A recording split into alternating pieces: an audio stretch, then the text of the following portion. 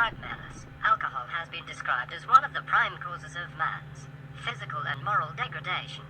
Currently another, more vicious form of abuse, that of harmful and dangerous drugs, as contained in heroin, hashish and various other forms, have shown their ugly heads, causing much more serious human and social problems to the well-being of humanity.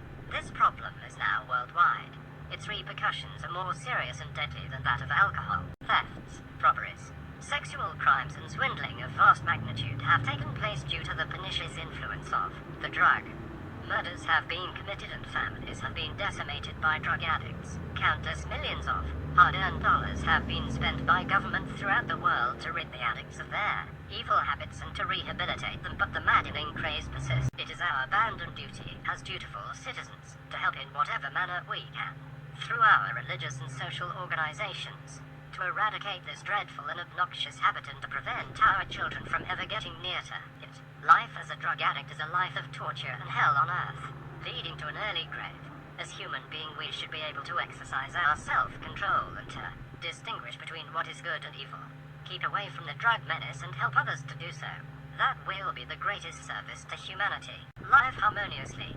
World history tells us that racial discrimination, color bar, religious fanaticism and greed for political power and wealth have created enormous misfortunes, miseries and troubles in this world and have taken a heavy toll of lives in a cruel way.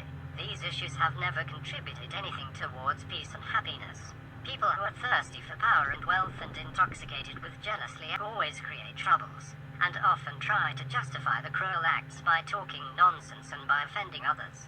We are living in a world which is physically united and mentally divided. You create heaven and hell here if you want to live in this world peacefully and happily.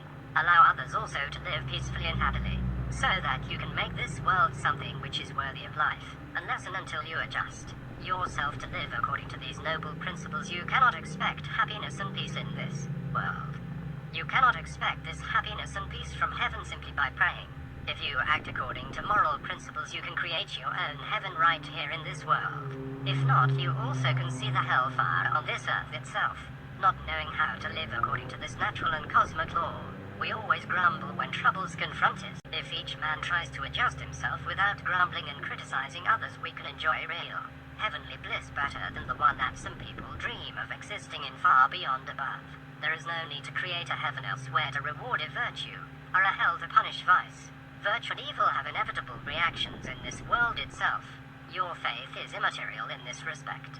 This is the highest way that you can help in the welfare of your society and your country. Today, human society has developed up to this level because of this understanding and harmony of some people who have sympathy and tolerance towards the happiness and progress of others. Now you can realize why we should practice morality. On the other hand, you must understand that by helping others morally, you help yourself, and by helping yourself morally, you help others also. We live and work and dream. Each has his little scheme. Sometimes we laugh, sometimes we cry, and thus the days go by.